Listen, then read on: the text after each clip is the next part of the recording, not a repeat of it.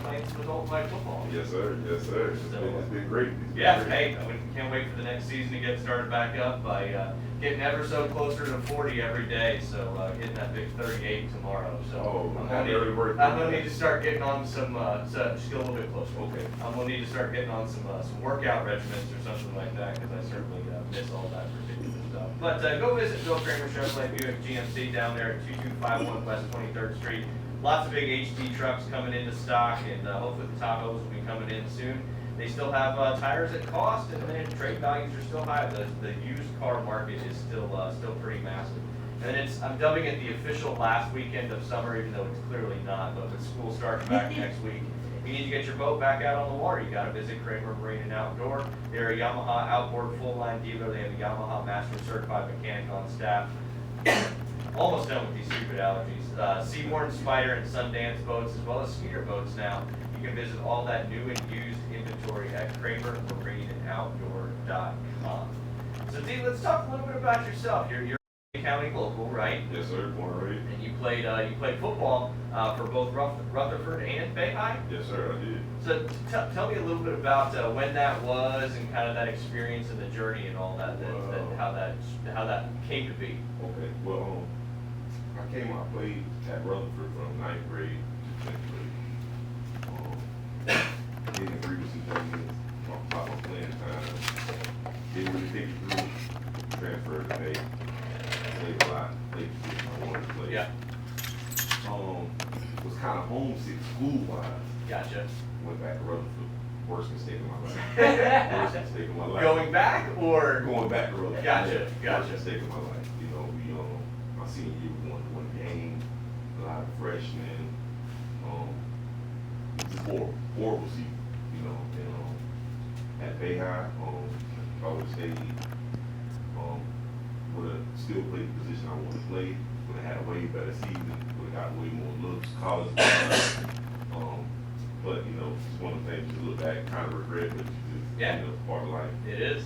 That journey, the decisions, and so with that being said, what would you tell some of the kids that may be having those same feelings? In this day and age, we kind of live in that instant gratification world, and the grass isn't always greener and kind of that kind of stuff. But what would you tell some of the kids coming up in high school now that maybe on the teams that aren't quite as good, or looking to make a move for various reasons? What would you say to them? Well, I think not to jump into it real deep right off the get-go. The first thing you need to do is talk it over with your parents, talk it over with your coach. Be realistic about the goals. What are your goals? If you're a kid that has aspirations of playing at the next level and really can play at the next level, then you need to do kind of what's best for you to get to that next level. But there's some kids that they're not realistic with it, so you kind of need to stick it out, grind through the mud, learn things, and kind of might stay where you're at, because it's now, and when I came up, you couldn't transfer. If you transferred, I believe it was like you had to sit out like a whole year. You had to be enrolled at school like a whole. Okay, in high school, gotcha. Nowadays, I think they passed a rule a few years ago. You just transfer whenever. So I hear now, like in high school, you have that transfer portal thing now too. Yeah. So I mean, it's a good and bad thing, But nowadays, I would tell the kids, if you're a great player, they will find it. That's right. Regardless of what team you're on, the way with Huddle and YouTube and the ability to get your information out nowadays, if you are good enough to make it to that next level, they will find it. They will find it. Yeah, that's a great point. But some kids want to be a part of the program. Yeah. Nobody likes to lose, really. Absolutely. Nobody likes to lose. I know that. No, I mean, it's true. It's true. I mean, they'll find, but and a lot of people, high school sports, that's your last time playing sports. So if you aren't gonna, if you're not getting the people reaching out to you, winning is certainly something you want to remember too. But that's a tough one, man. That's certainly a tough one. So was that what time frame was that? Kind of late '90s, early 2000s? 2003 to 2007. Okay. Yeah, I came up at Rutherford. They had one of the best coaches in North Florida at that time, a guy named Coach Steve Hard. And he was an excellent guy. Gotcha. Motivated. But playing football at Russellville was great. It was not fun. Yeah. But it made you tough. Yeah. Yeah. Then once I went to Bay High, the football part was great. Gotcha. More laid back. They made football fun. Yeah. But school-wise, I wasn't kind of used to that kind of environment. So that kind of played a part in going back, and I regret every minute. I regret every minute of it. I mean, and those are two great points. You know, we talk about youth sports a lot on this show, and how important it is for it not to be a job, especially at that young age. But I think, you know, you said Rutherford made you tougher, you know, but not as fun playing football. And I think that balance of, you know, working super hard and having fun is so important. And I mean, you see it in the NFL. Yeah. These guys in training camp, I mean, they're working their butts off, but they're also having a blast doing it. And your culture, we talk about culture all the time, and culture is so important on a team, at a school, whatever it may Workplace. be. Yeah, and we pride ourselves at Bay Point, you know, having a fun, you know, it's a resort golf course. We're here serving some pizza that having fun at the beach, and it's laid back, it's fun. If you want to come out and listen to music, have a good time. But yeah, that culture can be very defining of, you know, who's coming in. You can get people coming into your program and with the transfer portal in college and stuff like that. I always, you know, when we have some college people and we talk about this, how does the transfer portal work when it comes to culture? Because culture is paramount in everything. Because when your culture is good, you're going to have better people, you're going to have better players, and you're going to win more games. Turnover won't be as high. Yeah, and your turnover won't be as high. We had some Troy baseball players in last week, and one of the things that they were talking about was the transfer portal, and they haven't had a lot of people with their new coach coming and going as much because their new coach versus their old coach is a completely different culture. The other guy was kind of going through the motions, but the new guy is out there, you know, doing BP, throwing with them, just having this good fun time, and they're not losing as many people now. And they had a great season. They made it to the Tuscaloosa Regional in baseball, and ended up beating, I forget who they beat. They did beat one of the teams in there. I can't remember off the top of my head. They ended up losing to Alabama and getting eliminated. But not to go completely off topic. Boston College. Yes, Boston College. You were right. Yes, absolutely. See, that's why I'm everywhere. So I'm gonna pose this question as well. I think I mentioned it earlier. Is, you know, I hear, especially being on the radio with Coach Hale so much, kind of that late '90s, early 2000s. You know, Arnold came in. Football was really, you know, that Bay High team with Jared Moon and a lot of those guys. They were, I don't know if they were winning state championships, but going to state championships. And then, excuse me. Since we have more schools and it seems to be the talent spread out a little thinner. I got you here, Ryan, for a second. I can. Thanks, dude. It's been a tough week. Oh, I know. But I'm on the up and up. Hey, you made it though, man. We made it. It's Friday. I hate that feeling when you're like trying to get it. You're like, And it never happens. It's just this time of year when ragweed is my worst time of year. But anyway, so football was a huge powerhouse in Bay County in the late '90s, early 2000s. Yes. I think, and I've only been here since 2015, so I have a small sample size. But it seems like, you know, we're not as prominent as we used to be. Mosley's had a couple good years, but even last year, you know, so. Bay was balling last year. Yeah, Bay ball out last. So do you think we're on that up and up again, or why do you think that, you know, and I hate to use the word slip, but it seems like the programs were really strong, you know, 30 years ago. Maybe we're getting back there a little bit. What do you think? What do you attribute that to? Sorry, that was really long. I think in the '90s we didn't have Less schools. Less schools, number one, and how can I say it? And kids were tougher back then. Yeah. Kids were tougher. Practices were No. tougher. 100% Coaches were agree with that. meaner. 2-a-days. 2 days. Yep. Coaches were meaner. And I just think over time it's gotten a little away from that. Okay. And now when I look at it, it's kind of like a size difference also. Yeah. Yeah, I kind of see a size difference too.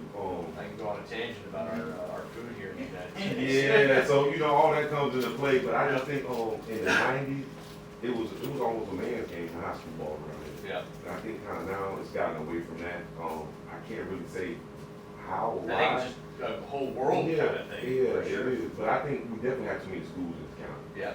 So the talent is spread out. And he mentioned that Bay High had a good year last year. That was like the best regular season I think we've had. Quite some time, right? Yeah, probably like 10, 15 years.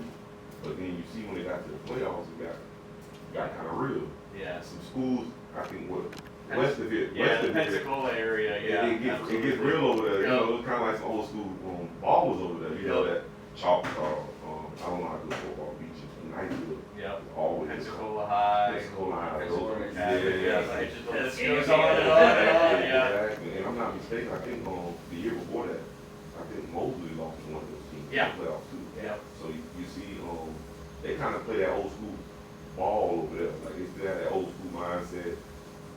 They get after it. It's just kind of changed, Ryan. But I think it's kind of coming back to it because Jerry Brown, the coach at Bay High, I spoke with him years ago. He came up. I think under that Steve Harden tree in the '90s. Gotcha. So he kind of knows how to run a program, what drills you should be doing, how physical, But I just think that's what we got to get back to. Moral of the story, David, kids are soft. That's basically what Yeah. the kids not do soft. That's what it is. I mean, it's the reality. If you look at majority of teenagers, they're not working as hard. Yeah. They're taking a picture on social media every 5 minutes. They're posting it. They're not really committed how they used to be. Yeah. Well, you see a lot of people say, if you don't need to post yourself working, especially in sports. You let your work behind the scenes do the talk on the field. And I mean, it's a challenge. I couldn't imagine being a high school coach in this day and age and, having to walk, because you have to get them tough. You have to work hard enough so that when you get to those playoff games against teams that are obviously, there's a lot larger. Pensacola has a massive population compared to us. There's no doubt. They've got tons of high schools, but their city population is a lot bigger than ours. And obviously Hurricane Michael depleted that a little bit.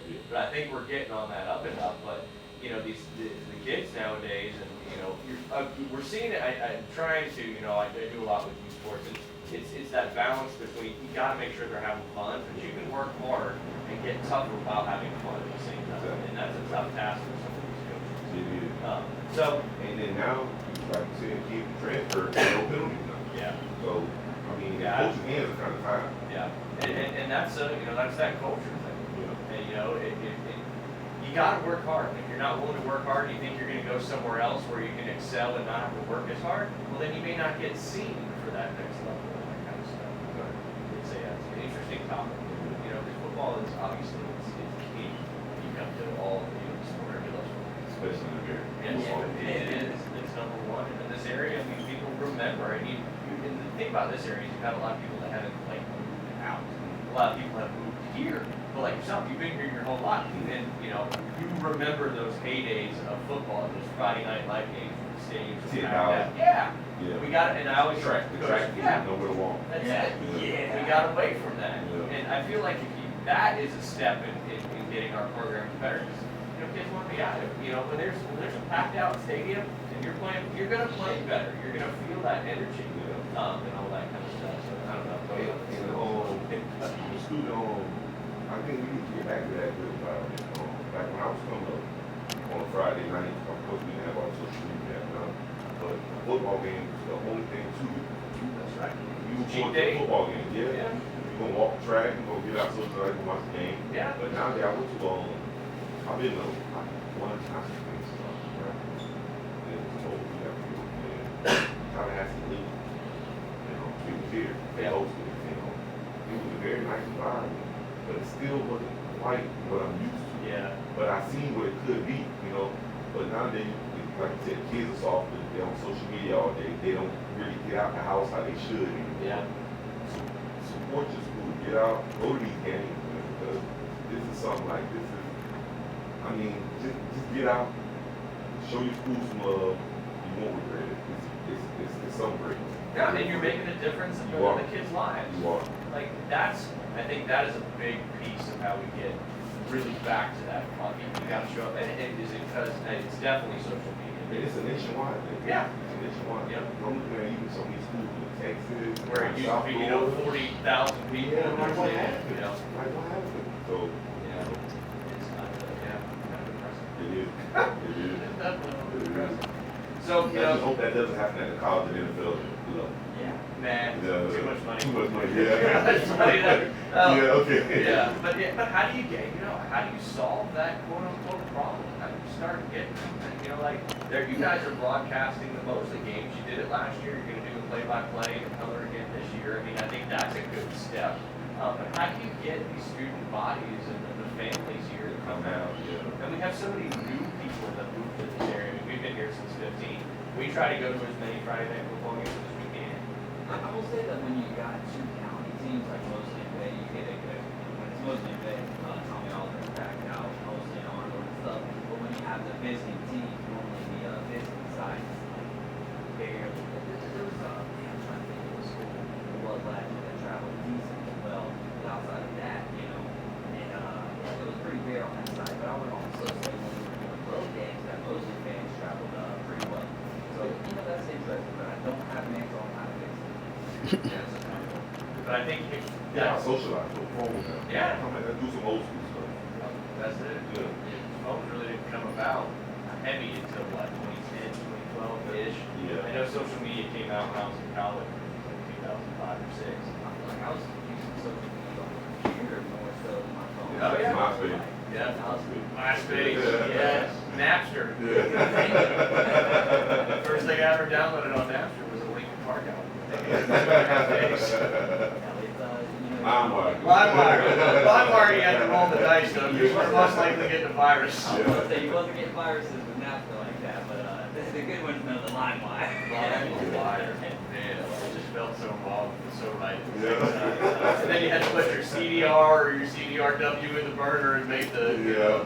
You gotta hope you got the right song in the first place anyways. It takes you like an hour to download the song, and it's like, oh man, And now literally you pay $10 a month and you can listen to any song that you want to. And on So Bluetooth. much the same. So much, it's so fast.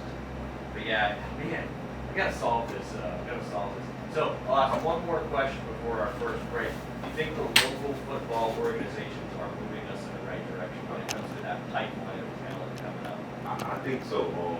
I heard Rutherford has a good coach now. He has, I can't remember his name off the top of my head. I think it's Newt, something like that. Newt, I think his last name is Newt. But he has a kid over there working really, really hard. I think they're supposed to be very improved this year.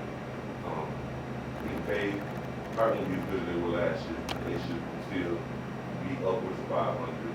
And you know, I think Mosley always upwards of 500. And I think that's a low bar, but that's the bar for this area. You know, back in the 90s, early 2000s, Rutherford was a program that was winning 11 games every year. Yeah. Won the third round better every year. That was the bar. Yeah, see, and I only You know don't miss Rutherford playoffs. as, you know, District, yeah. Arnold may be able to beat Rutherford. Oh, that was they was in the chance. Yeah. well, I mean, the hurricane really messed Yeah, up. yeah, Well, like decimated the population. Yeah, I want to say my junior year was my last year playing football. It was my senior year playing half football. But Rutherford, they had Mike Bass, they had some talent over there. He put in my flag team. Oh, yeah? Yeah, he put in my flag team. Yeah, I went to Eagles Nest with Deontay. Okay. Okay. I know Beyonce, he played on Demon Time. Okay. See, I'm playing against all these old Bay County football players out there running around like Vanilla Vic trying to find somebody open. Run, Forrest, run. That's how it feels. That's how it feels. But I guess a follow-up question to that. So like, you know, the Storm, the Lynn Haven Raiders, the, you know, Glenwood Rattlers, the Beach Mark, all these youth you think trying to get kids to continue to play football and develop them so that by the time they get to middle school and high school, do you think we're doing enough in Bay County for that? I think so because Because that's where really the future lies. and And so many kids are leaving football because of the dangers and that kind of stuff. exactly, I think we are, but I didn't know how advanced our youth football was around here. We had quite a few teams, and I didn't know they traveled how they do that. Well, When I came up, there was only like 6 teams. gotcha. And it was all countywide. Now I hear they're traveling to Pensacola, going down south, and you know, so I think so though. I think Yeah, we've so. had some kids, I know the Rattlers this past spring, early summer, went down and played in the state championships and Yeah, that's big. did pretty well. So you're but that, you have to support that, and Yeah. that's a financial commitment. And, you know, again, I always talk about pipelines for youth sports and how important it is. That's why I like playing in all the Southern Elite Sports youth groups, because they really do a good job developing athletes, because you've got to keep that pipeline going, because the pipeline drives up, we're in trouble. Yeah, you are. All right, David, we'll take a break. We're in a little over on that segment, but you're listening to the Inside Drive. Joined by my good friend D today, having some fun talking football. We'll be right back. I ain't too bad. Oh, you think? Yep. And all you're doing is talking. I'm good to go. That's it. And I love Trying to make sure I don't jumble on and I just come back and kind of, Yeah, and stories. Stories are what keep people. And we can talk stats and all that stuff. But stories are what kind of keep people going along.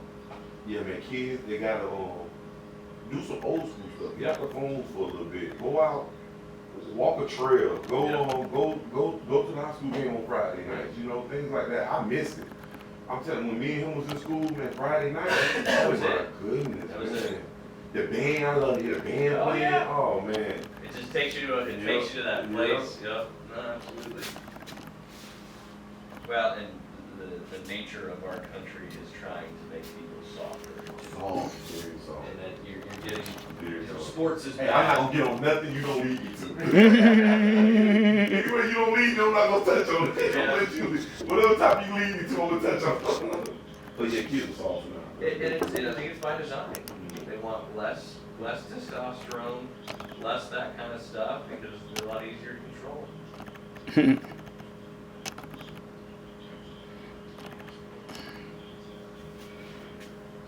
Yeah, I grew up playing ice hockey in the Northeast. Where you originally from? I grew up in New Jersey. I lived there from when I was 6 to college. I was actually born in the Bay Area in California, and that's why I'm a San Francisco 49ers fan, because my dad raised me to be a Niners fan. Okay. And so I grew up in the Northeast, and then I went to college at Coastal, and then been south ever since. Pipeline going, how to keep people coming out. How do we make Bay County more competitive as a state level when it comes to football? And I think it's on the up and up. Coaching is huge. One of the things too that I always hear Coach James Tell talk about is what we pay our coaches here in our area in particular. You go to Georgia and some other places where you got some of the top high school programs in the country. These guys are making 6-figure salaries, and they're also they're not necessarily having to be a teacher or something like that too. So I can't speak too much to that here in Bay County, but I know it is definitely underpaid, and it's you're putting in a lot of hours. It's a year-round job. People, coach always told me, if you want to coach, don't worry about punching the clock. Yeah. It's not for you. Yeah. It ain't no clock. Do it because you love it. Yep. You're trying to Ain't help no clock. kids. Yep. So good luck to all of our coaches in this season coming up. So who do you think is going to be the best? Us, both you guys. Who do you think is going to be the best football program in Bay County this fall? I just guess Bay. Yep. I just guess Bay. You ain't catching me up with that. Come on, David. It's Friday. I'm calling games for Mosley, so I can't really. I'd have to say Mosley, but at the same time, I really try to ride that line of being non-biased and everything, because I want everyone to succeed here. Like when Mosley's bringing in people to recruit their players and stuff, those recruiters are going to other schools. So, yeah. And the more we're getting stuff like that, the more the kids are excited to be playing football. One thing that I did think about though, and y'all mentioned how many teams we have and everything.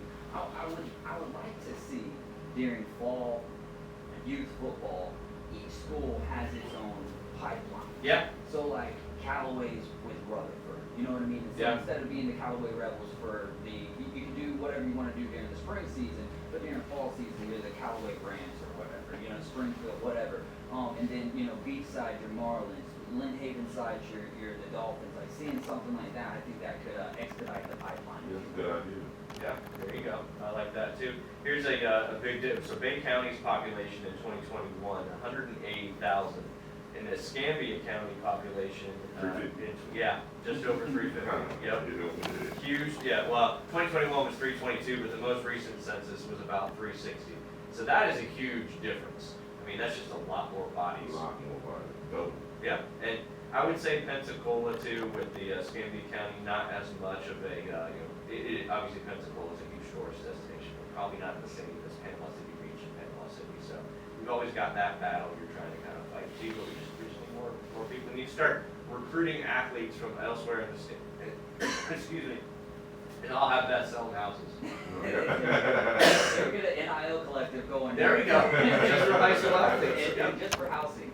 Coaches would not be too excited about that. Another team that's kind of outside of our listening area that I think people should be paying attention to as well is Vernon and Sneaks. Yeah. Especially with Jason Patterson, he just announced his commitment to Cincinnati. Nice. He had a huge year last year, looking to get 3,000 yards this year. Third best rushing stats in one game with 500 yards, right behind Derrick Henry and Caleb Wagner. That's right. So watch out for Sneeds this year. I think there's a lot of excitement around that program, and then Vernon as well. Is Vernon the team we talked to at Dave and Buster's? Yeah, I felt really good about it. Coach Pat, was it? Tillman, that's right. Okay, tell me this, who's Sneed's head football coach? Still Bill Thomas, right? Yeah. Okay. My one of my ex-coaches, Tyrone Bowen, I think he's the head coach. I was gonna say Sneed, but it's gotta be Chattahoochee. Okay. I don't know. I'll check on that. Okay, yeah, okay. That's why I was wondering. He was a former running back himself, and so when you put up that rushing total, I was like, God, Tyrone Bowen might be the coach of it. That's a lot of numbers. What position did you play? I played everything. Nice. Everything offensive line. Wow. Literally, played every position. That's pretty much what you do in the flag. Yeah, but my favorite. That was gonna be my follow-up question. Yeah. Yep. Linebacker, defensive end, running back. Those are my three. Yeah, those are my three. Go ahead, Dave. Oh, I thought you were gonna give us that. I'm sure you're searching stuff up. Sorry, I didn't get the head bob right. I'll get that. That's for sure. Let's switch sports a little bit. And you're a big boxing fan, and like to follow it, like to watch it. Don't know if you like to box or not. You like to spar a little bit. A little something. Is there anywhere in Bay County? Is there a boxing club? There's one downtown. I think it's Okay. called the Downtown Boxing Club, I believe. Yeah. Okay. Didn't even talk about it. They have a few pro fighters in there. Oh. Yeah, one fought Seeing on burning here. stuff all day. One fought on ESPN recently. Wow. That's cool. Yeah. Oh yeah, I think I remember reading the story in the news about that. And they also have Impact Promotions. You've got the MMA Yep. and they've got the boxing league as well. Okay. That's Yeah. awesome. That's awesome. Yeah, I would sparring. I did a little. I have really long arms, so I did a little bit in college. Like legit sparring or just like boxing with your buddies? Boxing with buddies. We had headgear on. That's why I'm missing First this. time I ever boxed my cousin, he was like 17, I was 13, and I remember the first time I took a hit from him, I was like, oh man, all right, let's keep going, bud. It'll wake you up, that's for sure. Yeah. But with that being said, what do you think of the Crawford and Spence match? Did it kind of shake out like you thought it would, or I knew Crawford would win, but not like that. kind of a dominating performance there? I've always said it was the worst whooping I've seen in a title fight since Floyd Mayweather beat Arturo Guy. Gotcha. It was that one-sided. It was, Errol Spence, I don't know, people try to say it was because he struggled to make that weight, but from what I've seen, he's not the same fighter that he was. Yeah, I was gonna say he had some kind of car accident, He right? had 2 car wrecks, and I think he fought only once since that car wreck, but he got thrown from a Ferrari going 100 miles per hour Didn't survive. and survived. Shoot. But when I went back and looked at the injuries, I think he had some kind of reconstructive surgeries on his face, like his face was like destroyed. And I'm sitting thinking, How can you take punches in the ring? why would you want to box again? And then his jaw had to be, he got brand new teeth and all this stuff. So he fought one time since then, and I watched the fight, and he struggled in that fight, but he was able to stop the guy. Yeah. But I knew that Terrence Crawford was going to win. Yeah. I was going to win. And then once he made it look as easy as he did, it kind of showed that Errol Spence needs to kind of think about retiring. Maybe For real. time to hang it up. If you go back and look at his fights, pre-car wreck, totally different fighter. He's lost a little bit since then. So when you lose a little bit and you're already not as talented as a guy like Terrence Crawford, you setting yourself up for failure. Yeah. Yeah, they definitely don't need to rematch it at all. You start talking about that kind of stuff, it starts getting a little scary. Terrence Crawford is an animal, man. Like, he can do it all in the ring. Yeah. Like he's the best. Best pound for pound boxer out Best there pound right for now. pound. Yeah, and I would say number 2 is kid from Japan, Yoei, kind of hard to pronounce his name. And then I would say probably number 3 for me, Tyson Fury. I say those 3, and then I would say 4, Javante Davis. And yeah, I really don't know where you go after that. Yeah. Yeah. So is boxing in a good position, you think? It's in a great position now. Yeah, the fight, they're starting to make the fight that people want to see. Every weight class is competitive now. need to get some more heavyweights back in there because once Tyson Fury leave, I really don't know who's left now. But that division had made a resurgence recently with him and Wilder. So, but I think boxing is in a great place. It's in a real great place. So what do you think about the news coming out that Mike Tyson is going to be training, is it Ngannou? Yeah. Ngannou to fight Tyson. Ngannou. To fight Tyson Fury there on October 28th. What do you think about that? I don't think, I mean, it helps Ngannou, definitely helps him, but I don't think there's no MMA fighter that can beat the best of the best in boxing. Yeah. Right? We just paying to see action. And we've seen it. They stand no chance. Yeah. Zero chance. Zero. And they're only doing this. They know they can't win. They're Yeah. doing it for money. Like, come on, just like I don't think there's no boxer that can get in the MMA ring Yeah. and beat the best MMA. I was just saying. Like, you know, so It's crazy how it's crossed over. But like you said, it's all about money. it's all about money. That's it. And you'll see. So If any fan thinking McDonald's gonna beat Tyson Fury, change, don't. It's not gonna happen. I'm telling you now. put the money on Fury. There you go. The money line will be something crazy, probably minus 500. Yeah. Yeah. But you won't lose. You won't lose that. So, speaking of that same topic, you got Nate Diaz and Jake Paul coming up this weekend. What do you think about that one? I think Because Diaz is MMA, right? And Jake Paul's always been a boxer. yeah, he's improved. Jake Paul's improved.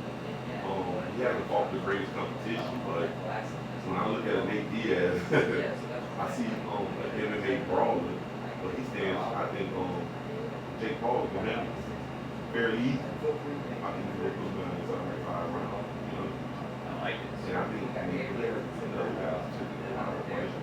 Career kind of easy. Call me quits after this. It's gotta be hard for these guys to do with your whole career and make all this money, and there's gotta be some kind of addiction or adrenaline rush when it comes to getting in the ring. And it's gotta be tough to get to the point when you want to do it before you've gone to the point where you're just going in there and getting your butt kicked. Exactly. Because then that's kind of what everybody. How much does that cost? Stay around too long. There's a fine line, Yeah. and like you said, maybe a kind of at that point now where, you know, it's too much money, 15 car hours, gets accidents like 3 or obviously something. affect Isn't everybody that to hang in there.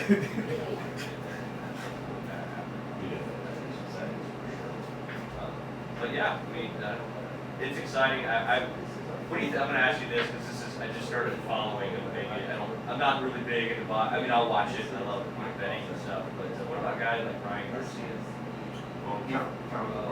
Yeah, I just remember seeing how fast his hands up, but he seems like, you know, in some of these big fights, he has, you know, came out on top. When he gets to those type of ones. Well, he's only lost to Tank, and I think that was bad news.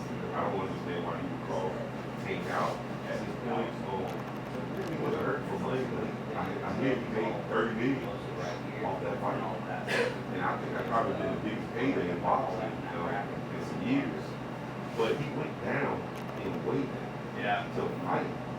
So the knockout artist, like that don't make too much sense to me. Like you already, so it was just a bad move by him. Bad. But I don't think it hurt his career at all. He still has a big fall in it. He still has big fights. But I think he's careful with it. Like another loss. Define his future. Yeah, another loss to really, yeah, for that. So yeah, so going, I'm just asking specific project questions now, so.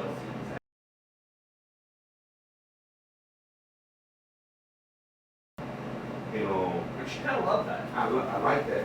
But he could have made so much more money by being somebody that he's really not. Yeah. But I would never knock somebody for being who they really are. Being true to himself. Yeah, being true to himself. Bob Arum, which is the president and owner of Top Rank, he actually got into it from what I read with Terrence Crawford. And Terrence, he said, Terrence needs to promotion himself. And Terrence was like, well, she's right, that's the only promotion I really do. Yeah. I'm not about to do all this other Man, I love crazy that. stuff outside the ring, and but Well, and two, you start doing a little bit of that stuff, and then you got to end up losing a fight. Now you look like an idiot. You like idiot. That's the tough part with boxing. Is you got to promote yourself so much, and you got to build up the excitement, the audience, the tickets, and all that. But one person's going to win that fight, so it's either going to be you or the other person. You don't want to have too much egg on your face. And not everybody gets as lucky as a Floyd Mayweather. Yeah. Talk all the trash and back it up and walk away undefeated. Not everybody gets that lucky. Yeah.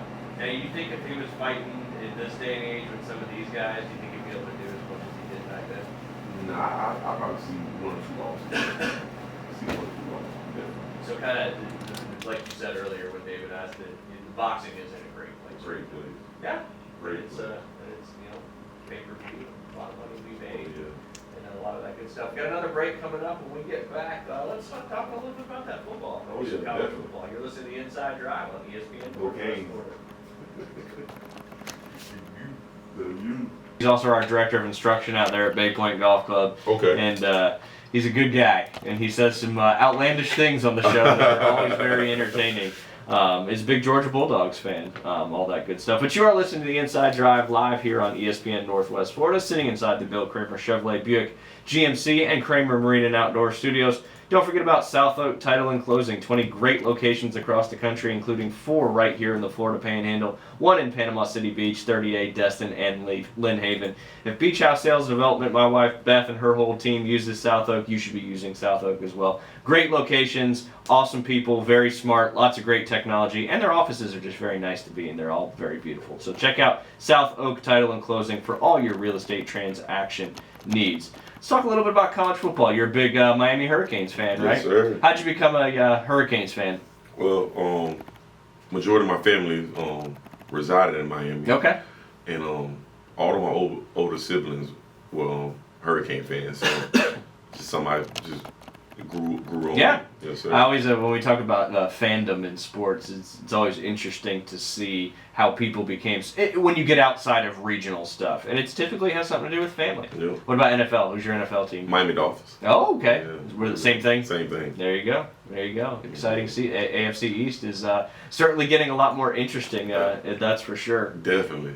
But let's talk about some, get your insight on some of these, as we're approaching, excuse me, the fall camps have all started. They're getting ready. There's quite a few quarterback competitions going on and a lot of new starters at big-time programs.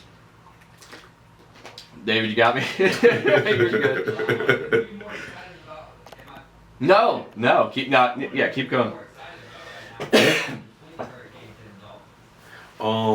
Always. Gotta be the Dolphins, right? No, always the Hurricane. Okay. Always. Yeah. I'm a college guy. Yeah. Season hasn't started yet. That's right. College guy. That's right. But the Dolphins, man, some people are picking the Super Bowl favorites, man. So we'll see. Some people. Some people. Some people. Hey, the injury bug already hit, man. Jalen Ramsey's down. Don't know how long he's gonna be out. We need Tua to stay healthy, definitely. Just need to, and just for not only for y'all's team's sake, but also just for his personal sake. Man, that guy has taken some beatings, especially with his head, and you don't want to mess around with that too much. But he worked with a Buddhist guy or like a kung fu Some guy? jiu-jitsu or something like that. To, Yeah, teach learn him how to fall yeah. or something. Like, come on.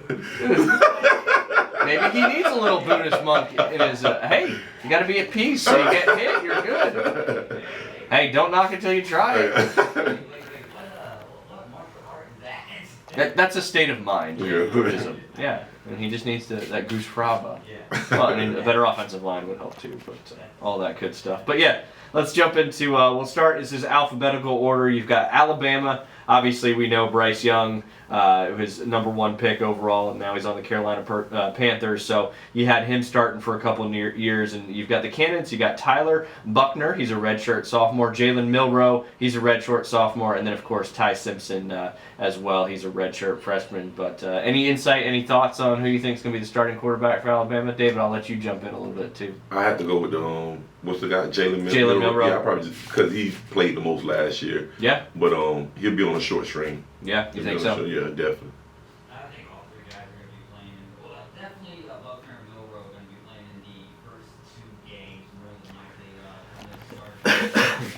I think that Jalen Milroe has the serious upper hand, and Tyler Buckner has the upper hand in the sense that he has played with Tommy Breeze before, Yep. but susceptible to injuries and all of that good stuff. If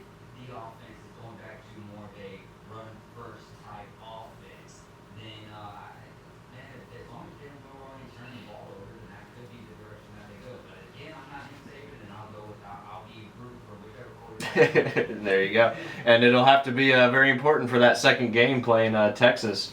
You're going to need to know the starter, and that's a big, tall task right there. Obviously, first game getting settled in and then coming right back out with the big game against Texas. All right, let's jump to the Auburn Tigers. My wife's an Auburn girl, so I kind of dove into Auburn when we got together. I'm a Coastal Carolina Chanticleer, of course, first and foremost. But being an Auburn Tiger, it's it's a tough road in the SEC and a lot of disappointments. But I don't think this year's going to be a great year. But what Hugh Freeze is doing for next year and the year after seems like they flipped 2 5-stars. It's the first 5 stars they had since 2019 when they got Owen Pappo.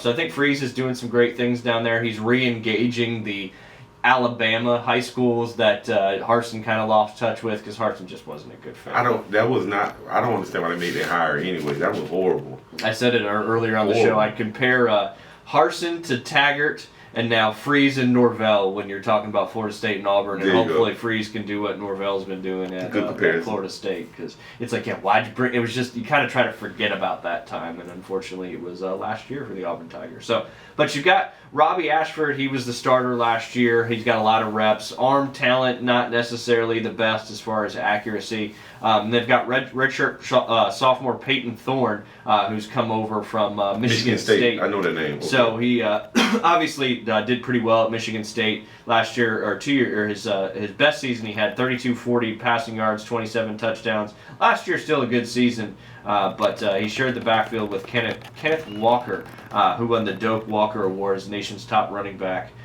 So he had a good running back that second year. So not as much passing stuff going on. What do you think? You think Robbie gets the nod, or you think you think it's a little committee there for a little while? I think both will play, but I think if you look at Hugh Freeze at Liberty, he's a quarterback developer. Yeah, but you look at the quarterbacks he had; they both were dual threats. Yep. The previous two, so you kind of have to go with the kid that played last year the most. Yeah. I just don't see the Peyton Thorne kid how he really fits into Hugh Freeze's system. I watched him play, but I don't really remember him too much of a dual threat guy. He was more like a he was certainly a pocket passer, and kind of that point with Kenneth Walker being in the backfield with him last year. You had one of the best running backs in the all of college football. But Hugh Freeze is an offensive guy, and I think he does great with quarterbacks, so he'll figure it out. Yeah, and at Robbie Ashford, obviously, a lot of running yards last year. Very shifty, fast guy in the pocket. So maybe you see a combination of both, situational. I think he was the only bright spot for their team last year, wasn't it? Man, that was literally it. But we'll jump into some win totals later on. I'm almost skipped the Arizona State Sun Devils, and we'll go right to the Florida Gators. You got Graham Mertz and Jack Miller. They're the ones kind of competing. Obviously, Anthony Richardson. Yeah, it's going to be a tough year for the Gators. It's going to be a tough year for the Gators, that's for sure.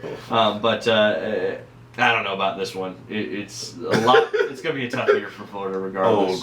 Jack Miller. How long has Jack Miller been in Florida? So Jack Miller has been at Florida longer. Mertz has he came from Wisconsin. Yeah, and Mertz has been he's had a lot more playing time. They underachieved at Wisconsin. Yeah, underachieved for sure. But 59.5 completion rating there. That's horrible in college these days. Started 32 games, total 5,405 pass yards, threw for 38 touchdowns, but 26 interceptions. Yeah. He cost them a lot of games too. Cost them a lot of games because they was in there almost every game, and he would turn the ball over. Well, I don't know. I'll probably go Graham Mertz. Yeah. What do you think, David?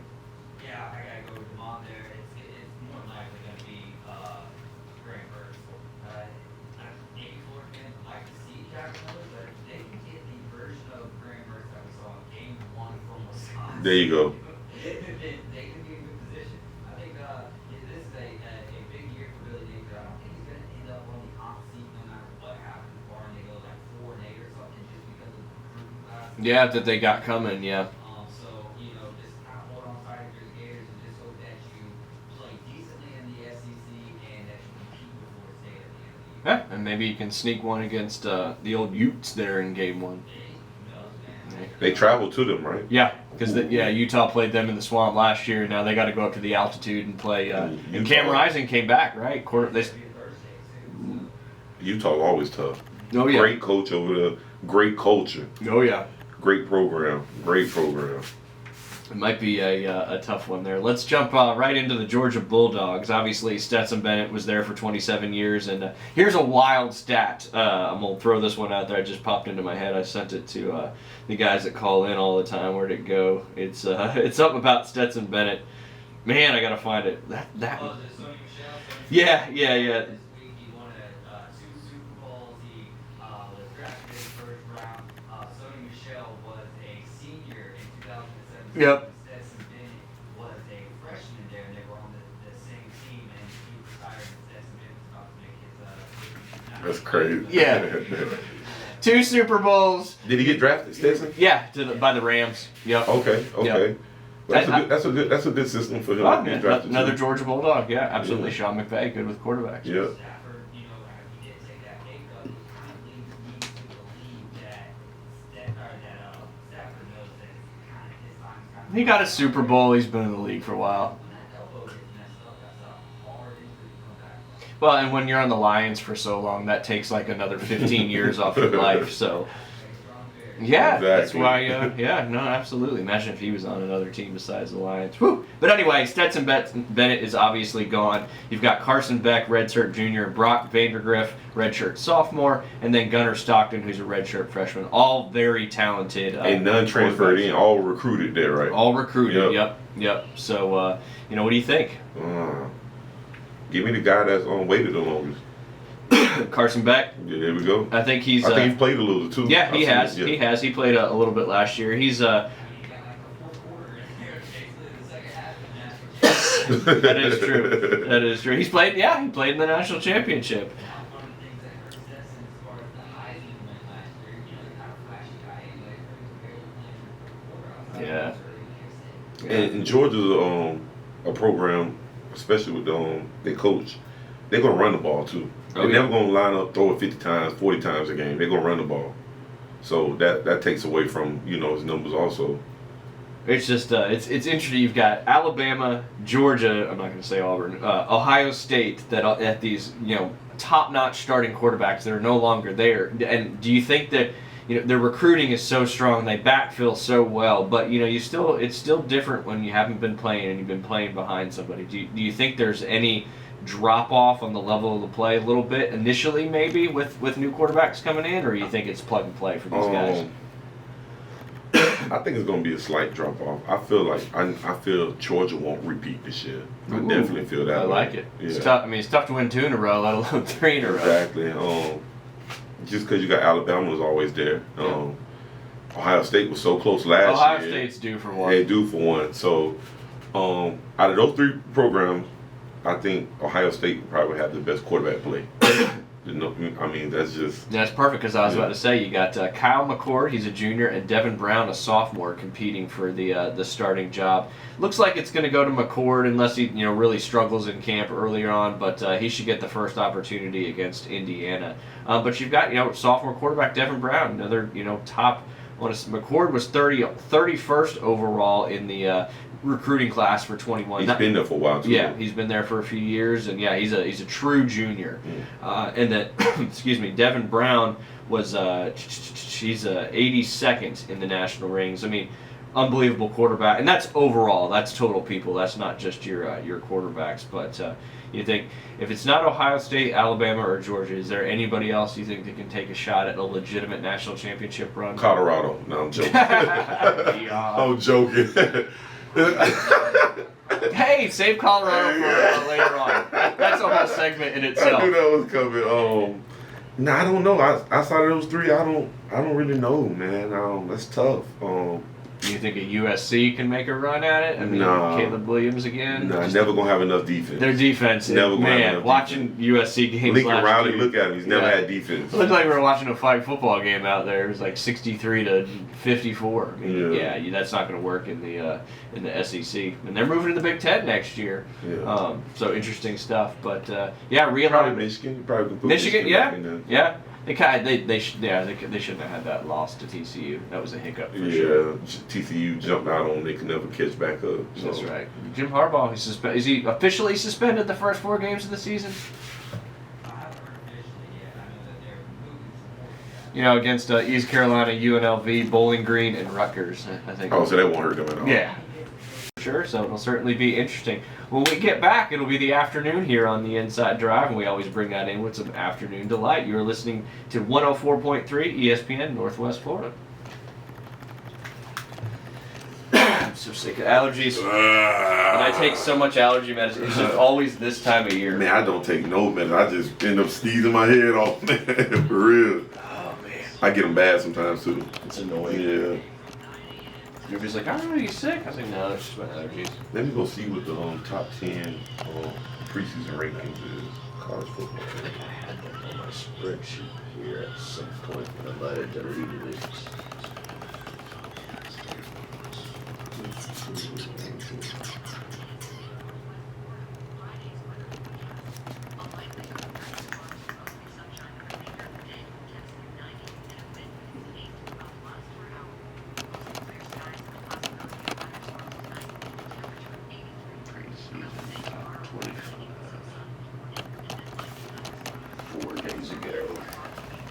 Georgia, Michigan, Ohio State, Alabama, Penn State, LSU, Florida State at 7. Oh man, it's gonna be tough. It is gonna be. Georgia's not gonna repeat this shit. They're gonna lose 1 or 2. You ain't gonna continue to beat Nick like that. And it's tough, man. I feel like Ohio State is due. Only thing that scares me about Ohio State, how good would the defense perform when you go up against the SEC? Yeah. That's good. Well, the that's SEC always in the trenches is different. It's different in the offensive line, defensive line. It's very different. I mean, them boy eating that cornbread, boy. Yeah. It's a whole different life. Boy eating that cornbread. What is it, David? I didn't get a notification. Northwest Florida, sitting inside the Bill Kramer Chevrolet Buick GMC and Kramer Marine and Outdoor Studios. We were talking in the break. Georgia, 3-peat. No. No. Who do you think gets them? Does anybody get them in the regular season? I haven't seen their schedule, but It's right here. It's really, really tough. Let's see. UT Martin, Ball State, South Carolina, UAB, Auburn, Kentucky, Vandy, Florida, Missouri, Ole Miss, Tennessee, and Georgia Tech. I'm gonna say. I don't. No, that's. Oh man, that's a sweet schedule. That's been a Oh, lot my of topic goodness. of conversation. That It's, schedule is soft. Yes. Because they were coming to the SEC made them And like you said, even then Are the you schedule was still serious? soft. Yeah. That's why I said, does By anybody looking at that, I say Tennessee has a shot? has a shot. Yeah. Ole Miss will play them tough for a half. Kentucky. And Ole Miss has got some great quarterbacks. Yeah. So, and that's, you always got a Lane Kiffin. Is Ole Miss game in Kentucky will play them tough for a half, but they'll run through everybody else on there. Yeah. So you're looking at SEC. SEC championship. Yeah. Them Alabama are not in the same division, are they? Oh, okay. Yeah. Yeah. So That's they would good. play Okay. Alabama in the There SEC. you go. If Alabama wins the West, and a lot of people are picking LSU to potentially win the West with returning Jaden Daniels and a lot of those guys. And Nick gonna find a way. that's what we talk They about. haven't won a national what, like what, 3 years? 3 years. Yeah, he's Big time drought for Alabama. Yeah. Haven't won a national championship in 3 years. The roof's on. But that's the reality. Yeah. And then next year the divisions go away. It's all SEC? Yeah, it's all one. Wow. And because they're expanding then to they're adding Oklahoma and Texas in there, so Okay. they'll all be one, and then the top 2 finishers in the league will Football's about play. to get even realer. Oh yeah, and the ACC did that this year. Yeah, they got rid of the Coastal, got rid of the Atlantic, and so now Florida State can lose to Clemson in the regular season and still play them in the conference championship because they were in the same division before. I think Florida State is definitely a program that's trending upward, man. So we were talking about the preseason rankings earlier. So right now you've got again these aren't the official ones. They're the way too early preseason top 25. The official ones should be coming out here either next week or the week after. But obviously Georgia number 1, Michigan number 2. Wow. I think just because returning so many players on defense, and they'll still have Blake Corum and Donovan Edwards. They're both still on Michigan, aren't they? I know one of them are. One of them is. Yeah, I don't know if Donovan Edwards still is not. I could have been speaking with the lack of knowledge that.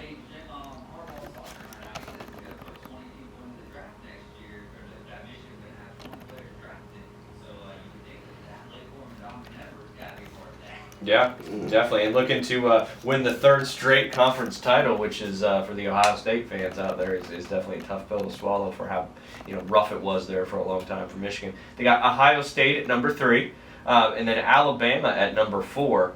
This one I don't really get. Penn State at number 5. Oh, shout out James Franklin. Shout out James Franklin. Yeah. Underrated, good coach. He might got all the pieces this year. Yeah. Yeah, he might got all the pieces. When they got yeah. Oh my God, that'd be Yeah. ridiculous. Yeah, It could happen. They Yeah. got Manny Diaz now, defensive coordinator. And he did well. He's our former coach, which I felt like he should have always just been on the defensive side of the ball. But he did well for them last year, and they bring him back again this year. So, hey, stars might align. Hey, you never know. Don't sleep on those Nittany Lions there. And, James Franklin's a great coach, man. he's been doing a good job. Yeah, That's for great sure. coach. LSU, number 6. Obviously, they were 10-4 last year, won the Citrus Bowl, but ended up going to the SEC championship because the SEC West was a little crazy last year. And then they won the Citrus Bowl. But they got preseason number 6, Florida State at number 7, number 8 USC, Washington at number 9, and then TCU coming in, rounding out the top 10. Utah at number 11, Tennessee at number 12. Notre Dame always gets their vanity ranking at 13.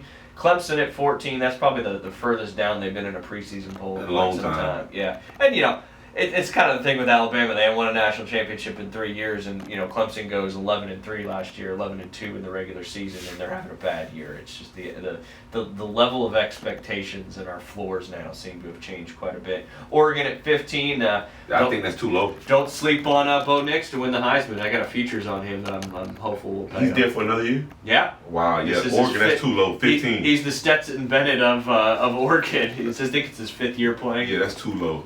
Yeah, you can't.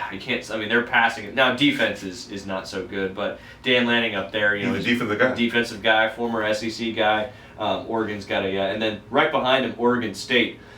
A lot of people forgot about Oregon State. Overachieved last year. Yeah, 10-3, winning the Las Vegas Bowl. Texas at number 17, 8-5 last year. I don't think you're going to see anywhere near that. They're like us. High expectations never deliver. Yeah, and Yeah. maybe this is the year. Maybe this is the year. Quentin Ewers, fantastic quarterback. Yeah. That game, week 2 game against Alabama is going to shape the season for They have both to travel to Alabama, Yeah, right? Tuscaloosa this year. It was Ooh. down in Austin last year. And then Tulane, the Green Wave out of New Orleans at number 18, had a really big season last year. Biggest turnaround. Yeah, 12 and biggest turnaround I think in college football history, Yeah. and won the Cotton Bowl, so that was exciting. Texas Tech 19, Kansas State 20, Iowa at 21, always take the under. North Carolina at 22, Wisconsin at 23, Ole Miss Rebels coming in at 24, and then the University of Texas San Antonio coming in at that 25th Wow. in the early on preseason rankings. Anything on there? You said Oregon's way too low. Anything else on there that kind of surprises you? I would say, I don't know much about. I've watched them play, but to come in the preseason rankings, Texas San Antonio. I think that's just because last year they had such an incredible year. Yeah, so they must bring back a lot of pieces in. And it's an early one, and who knows what their schedule. And I think they're still in. Does Conference USA still exist? It does. Yeah. So are they in Conference USA? I believe so. Because I know now we got what, Cincinnati. I do this every day. It seems like Cincinnati, UCF, BYU, and who was the last one that joined the Big 12? I actually got BYU this time. I always forget about the Mormons out there. Oh, I didn't say Houston. Yep, Houston, UCF, BYU, and Cincinnati. Those all joined the Big 12. They're all in the Big Okay. 12 now. Yep. This year. This year. Yep. Wow. Well, like you said, some breaking news. Not official, but the Big Ten expected to move ahead with formal offer letters for Oregon and Washington. A Big Ten vote is expected. Go ahead. It's okay. The breaking news sounder is always a fun one. But a Big Ten vote is expected to take place later today to formalize their admission, barring any last-minute snags. So over the last few days, that's certainly been a topic. Even over last night, you heard some reports come out and say, "Oh no, Oregon and Washington are staying." Obviously, that wouldn't be until next year. But if that happens, then you're going to have Oregon, Washington. Already UCLA and USC going. Arizona's jumping ship to go to the Big 12. Colorado's already made the commitment to go to the Big 12 next year. So what does that leave? 6 teams? Well, and they've been talking about Cal and Stanford potentially coming as well down the road. But they'll probably end up grabbing some of the smaller schools. Yep. Fresno State. Well, and Big Ten has that. Jason Kovaleski always talks about it. Whatever that like academic thing. Yeah, something like that. So the Big Ten, it has a little bit different criteria when it comes to the schools that can come in from the academic standpoint and all that research money that comes in. But you think Pac-12's just, they think they're toast?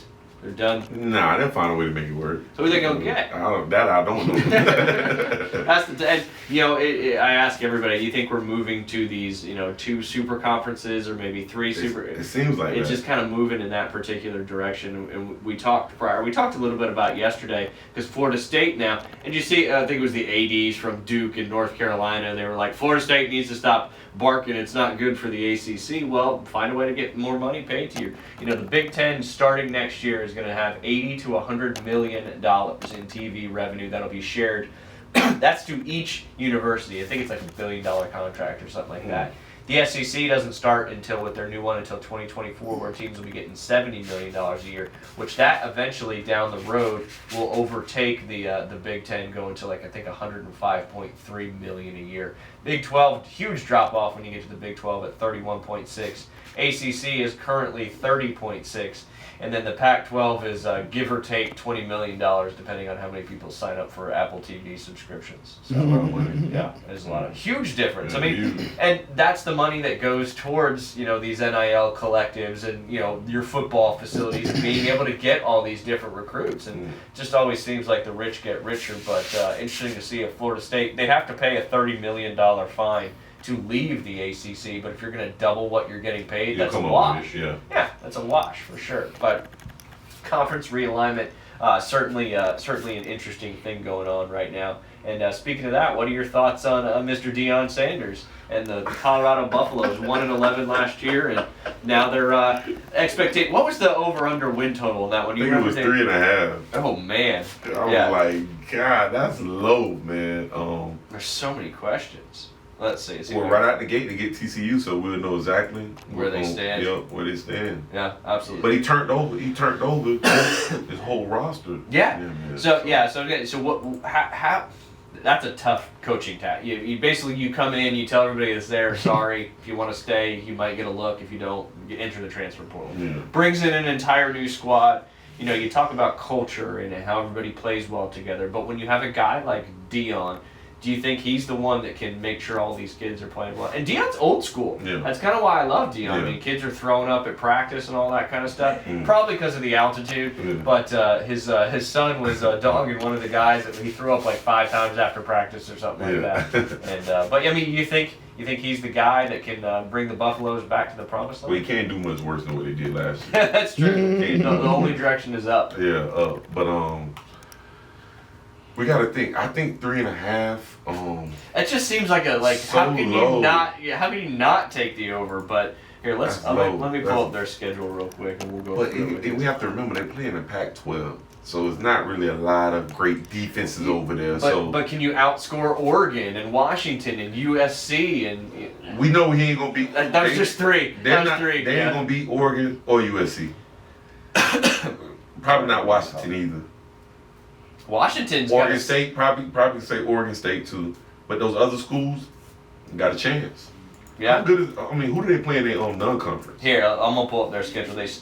Start with TCU, first game of the season at in where's that? That's El Paso is where no. TCU Fort Worth. Fort Worth. Yeah. Sorry, I apologize, TCU fans, for that one.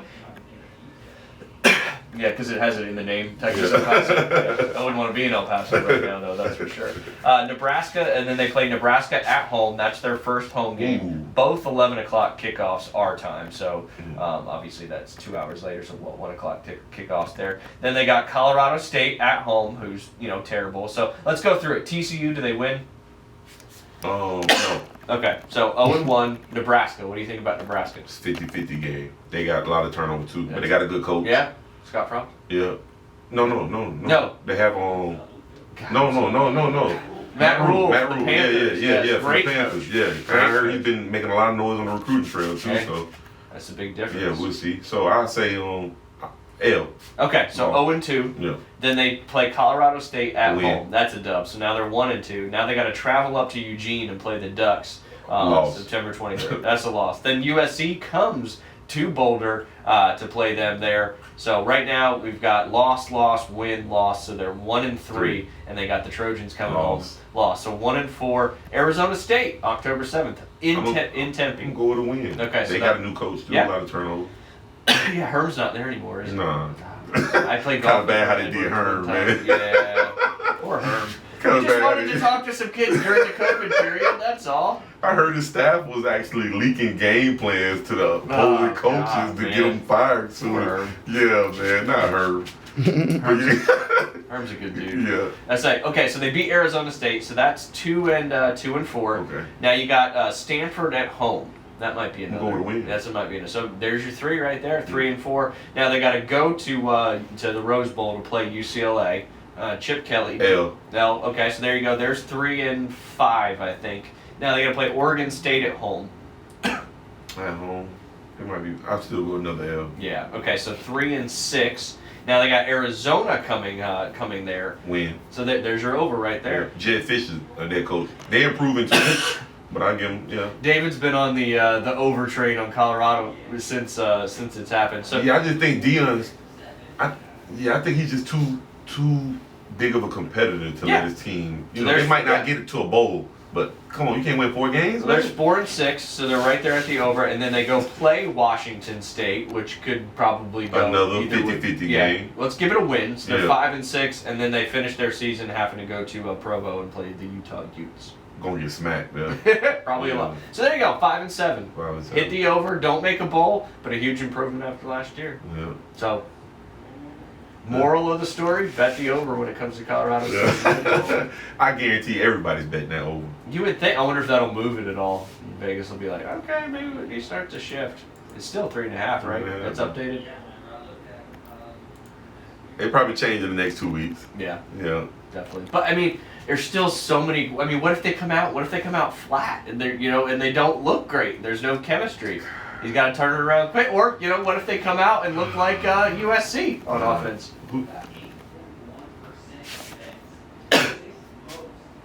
I knew it. Oh yeah, that definitely ain't gonna happen. There you go. That ain't gonna happen. Hey, they're high on deal. Plus 25,000. Yeah, if you can get a dollar minimum. Hey, stranger things have happened. Hey, if that happens, man, Yeah. I wonder what it is for them to make a bowl game. If you could search that up real quick. there's Dave. gonna be some mad bookies if they win. He'll be with Mattress Mac. He'll throw $500,000 on Colorado to make the playoffs. That'd pay. That would pay for sure. But yeah, interesting. They've certainly been a talk, and I know the recruiting will continue to be good. They're moving back to the Big 12. I think which will be good for them as well. But interesting storyline going into the season, that's for sure. Will Colorado, will they beat the over? Will they win a bowl game? Who knows? But everybody's talking about them. And luckily, Dion still got his foot, so that's a positive. That's good, very Poor good. guy. Yeah. I mean, just being a Niners fan, I know he wasn't with the Niners for forever, but always had a soft spot in my heart from prime time. I used to be a kid doing that, running down the field, all that good stuff. He was certainly. Did you find that one, David? He won his first championship with 49. Yeah, he did. He did. Yeah, like 1994. I think that was our last Super Bowl. He was on that team. I'm pretty sure. I was good at. Let's see, Colorado's odds to win a bowl game. What do you think? Or to make a bowl To make game. a bowl game, I'm gonna say plus 1,200. If Yeah. I like it. Colorado bowl game odds. Let's see. Not lower than 7. No, definitely not. Definitely not. I would Let's say see. plus 1,200. I'm trying to do this quickly, and you got it. Yeah. Well, they're plus 675 to beat TCU, so I found that one quick. I'm not good at searching and talking at the same time. It may not even be a line. It may not even be a thing. It may not be a features option. I don't know, but we'll figure it out when we get back. Well, I want to start talking a little bit about some NFL stuff with you as well, because I want to get your thoughts on some futures, some divisional breakdowns. Maybe, what we thought about that first preseason game last night. You're listening to the Inside Drive live here on ESPN Northwest Florida. We'll be right back. Oh wait, we got the coins and cards. Buick GMC and Kramer Marine and Outdoor Studios, and now every Friday as we are, and I didn't reach out to him prior, so I'm glad he remembered and we remembered. But we're joined by Aaron from Instant Replay Sports Cards over there by Academy Sports. Aaron, how are you doing on this fun Friday?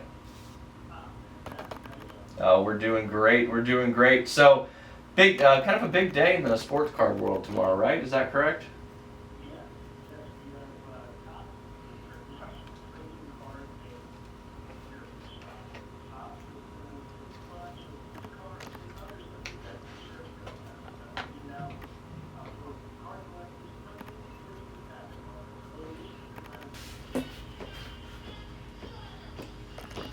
I'm going to let this one, I know David, we're back, but I'm just going to let it run for a second. Let's get you fired up on this beautiful, fun Friday. You're sitting, listening to the Inside Drive live here on ESPN Northwest Florida, sitting inside the Bill Kramer Chevrolet Buick GMC and Kramer Marine and Outdoor Studios.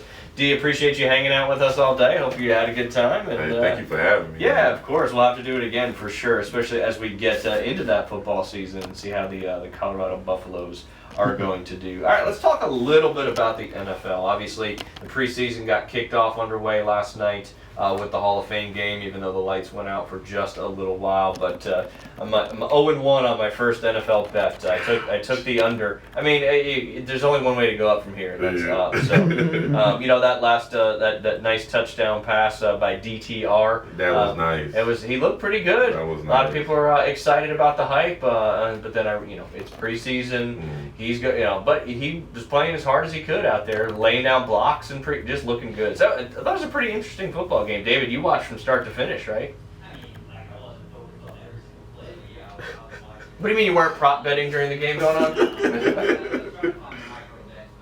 Yeah.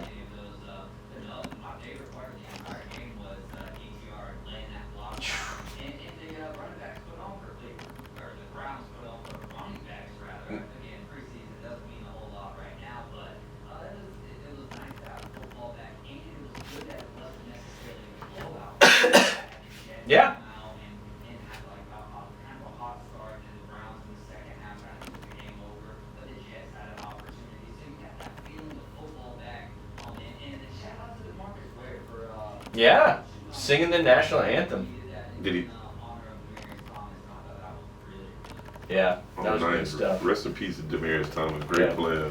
Gone too soon. Yeah, man, Great unbelievable player. wide receiver, no doubt. Yeah, but DeMarcus Ware doing that was it was a good special night. And you're looking forward to the enshrinement ceremony tomorrow. We went through all the Hall of Famers yesterday, but I just love listening to their speeches. You can that means more than a Super Bowl, in my opinion, to these guys, especially guys like Zach Thomas, and they've been eligible for so long, and you finally get over that hump to get the old gold jacket. Even though Happy Gilmore used to say gold jacket, green jacket, who gives you know what. So, but awesome stuff nonetheless. So Manziel documentary's out now. Thank you, David. I was talking about that. I've seen a lot of things coming out about it. That's why I assumed it was out. And he was talking about how I think he tried to commit suicide like over 205 times and went on a $5 million bender and all this crazy stuff. So Wow. probably an interesting document. There's been did you see the quarterback documentary? I haven't checked it out That's yet, a good man. one. Yeah. That's one where you watch episode 1 and then you watch episode 2 and then 3 and then 4 and then all of a sudden the whole series is over. But because they did Patrick Mahomes, Kirk Cousins, and Marcus Mariota, so 3 completely different guys. styles and families, and obviously one of them wins the Super Bowl, the other one has that brutal playoff loss, and then Marcus Mariota obviously didn't finish the season with the Atlanta Falcons, and now he's backing up Jalen Hurts there in Philadelphia. So I know we don't have a ton of time left, but I want to get your thoughts while you're in studio and see who you think's going to win each particular division. Which division you want to start with? You want Start with AFC East. AFC East? Dolphins. Might as well. All right, you got the Dolphins? Yeah, got the Dolphins. Who's second? Bills. Bills? Okay. Yeah, I feel like David, you got to chime in too. I see you shaking your head back there. No, I'm not talking about that. It was actually released as Tuesday, I guess, because all the important people in the world already got the. Oh, gotcha. No, the Manziel, it's not out yet, but it'll be out on Tuesday, which will literally be here tomorrow. Yeah, pre-synopsis. I like that. That's a fancy word. It's almost facetious. No, it's not. So AFC South, you got the Dolphins, and you got the Bills second. Jets have a shot. Aaron Rodgers, everybody loves him in New York. Oh man, how can I forget? Don't forget about Aaron Rodgers. Wow.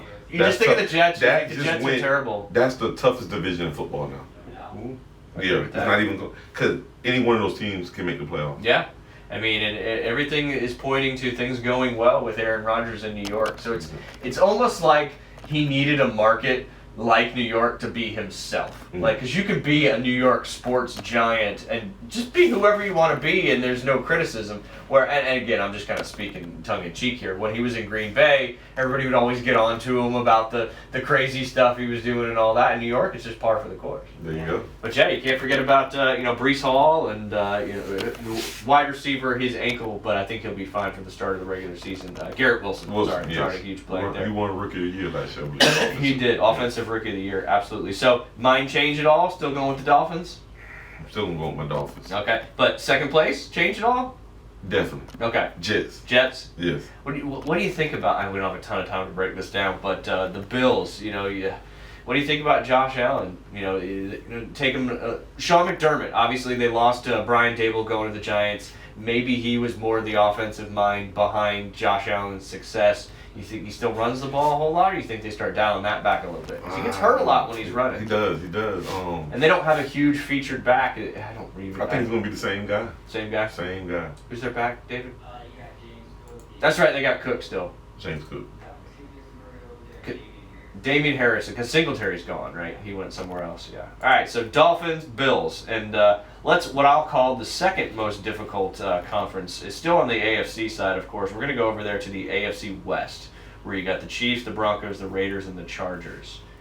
Do you go against Patrick Mahomes and the Chiefs, or is it the Chargers year? I mean, who's the other wide receiver now for the Chargers that does a? Yes, from TCU. Okay, TCU. He's apparently having a monster training camp, and he's a deep ball threat.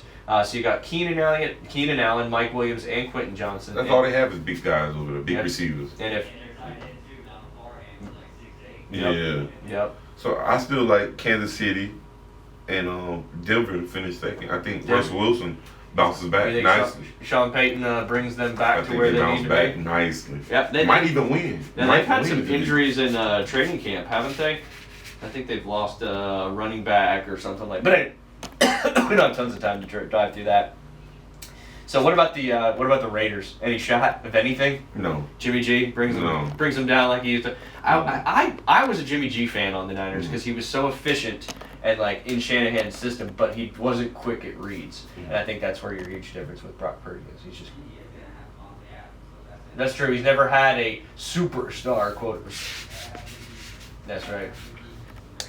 And Max Crosby, I think, is one of the most overrated defensive ends in football. Overrated? Overrated. Ooh. He's really good, but I think he Overrated. gets the top five. Who else is on their defense besides him? I have no idea. Exactly. Wow. So there you go. So okay, so you're going to take the Chiefs and the Broncos 1 and 2. Yes. I think the Chargers win the division this year. They can't get over past Kansas City. They just can't. That's tough. Now, Yeah. hasn't Herbert beat? Isn't he like 3-1 or 4? Bird. Yeah, I don't think. Now Herbert- they did just absolutely lay an egg after getting out against the Jags in the playoffs Oh, last year, yeah. but that was last year, so who knows? But I'll take the Chargers in that one. I think the Chiefs will be second, 2 and 2. So he's 2 and 2 against the Chiefs. Okay. So there you go.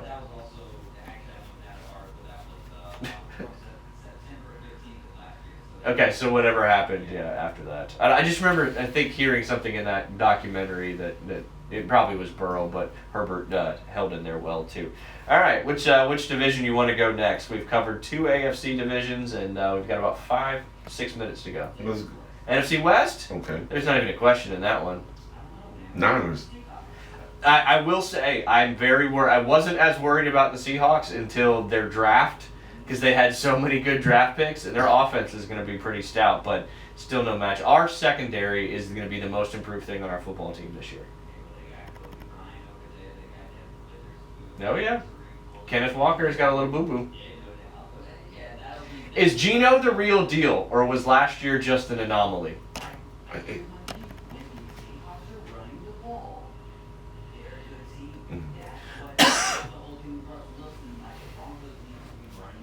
Yeah. Exactly.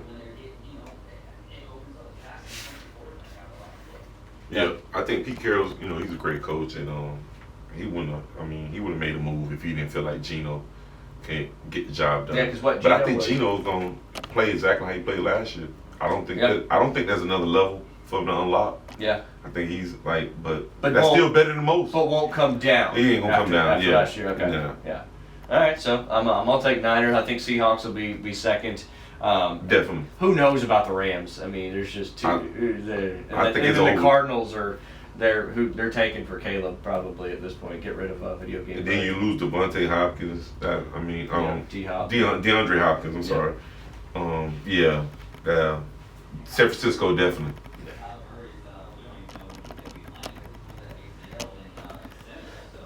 He's not even out there playing yet or practicing or doing anything, right? New coach too. I don't even know who is the coach over there.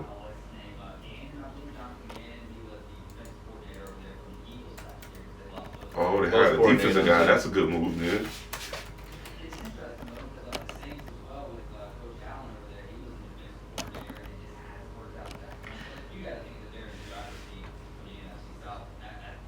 Has anybody heard from Cliff Kingsbury since he left the country and was going to live with the Buddhists?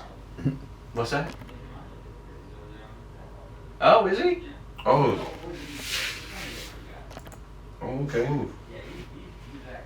Okay, because I know he just up and left and was doing some kind of like one-way ticket thing to like Burma or something like that. I don't Wow. know.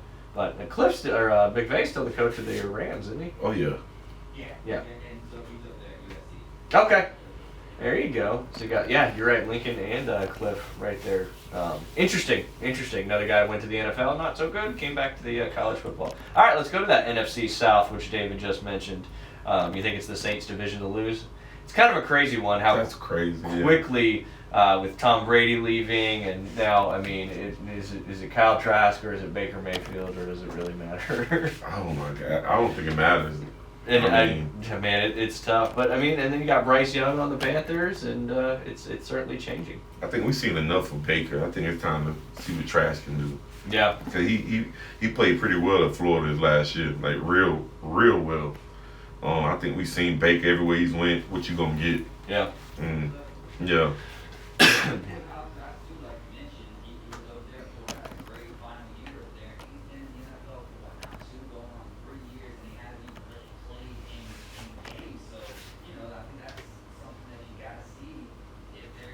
And they kept him on the roster, and look who he learned under. Yeah. Tom Brady. Arguably one of the best ever Yeah. to play the game. Yeah. So, but with all that being said, New Orleans Saints winning that one. I gotta go with the Saints. Can't be the Falcons, right? Desmond Ritter's not going to lead you to the division lead, is he? Or maybe. I don't know. So many question marks going into this season. The Panthers, they finished the rest of their season last year pretty decently. But Saints, I think, arguably have the best defense in the division and the best quarterback in the division right now as it stands. Best offensive weapons too. Yeah. Mhm. Michael Thomas is back, right? Still got Kamara. Supposedly. You think Kamara gets suspended? No. He was going up this weekend to meet with Goodell, wasn't he? Or did he already met?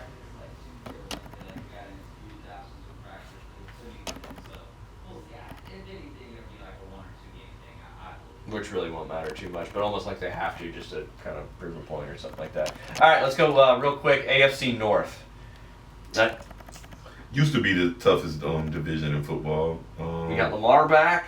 You got Burrow, but he's hurt. But hopefully he'll be back for the start of the race season. Kenny Pickett's on the up and up. Steelers got some dogs there. George Pickens balling out.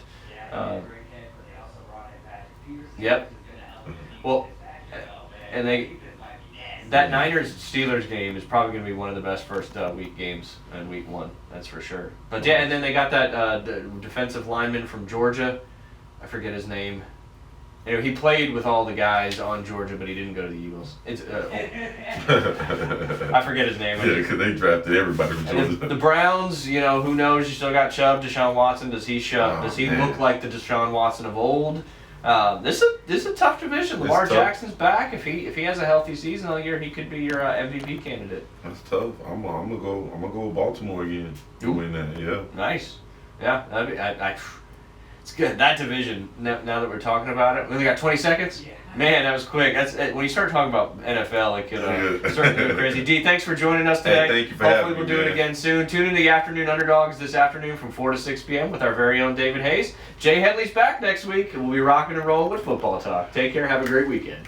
Oh, nice start, man. I like that. I get used to this, man. Woo! Appreciate you, man. It was Hey, fun. thank you, man. For real. Thank you for having me, man. Of course. And I look forward to doing the same thing. Yeah, definitely. Yeah, I'll definitely come back anytime, man. Let me know. Wait till we get some action. Yeah. I mean, Yeah. because once the games actually start, like Yeah. I have to prep a lot of stuff right now, but then you recap the games, Yeah. you do picks, and we talk a lot about It's fantasy. easy. No, it's easy. We talk a lot about why did fantasy. you run this play here? This cost the game. Yeah. You know. Yep. And you start criticizing everybody with Yeah. opinions. That's all it is. It's just opinions. Hey, thank you for having me. Yeah, Yes, sir. definitely. Hopefully, I'll see you soon. Yes, sir. All that good stuff. Hey, nice to meet you, man. Yes, sir. Yes, sir. Hey, Take it I easy, like. man. I enjoy what y'all do, man. For Absolutely, real, man. Appreciate you. Good to Yes, meet you sir. too, Jonathan. Alright, man. Yes, sir. Oh, sorry about that. Gotta go out here and have fun, but it's Yeah. like You don't wanna mean, get boat at raced what every time point you is play. it Man, not fun people to smoking y'all? cigarettes in the dugout, Yeah. man. Ground ball, dude won't even bend over the tip, and I'm like, oh my goodness, Yeah. this is You're like, horrible. this isn't for me. Doing No. this. Like I'm doing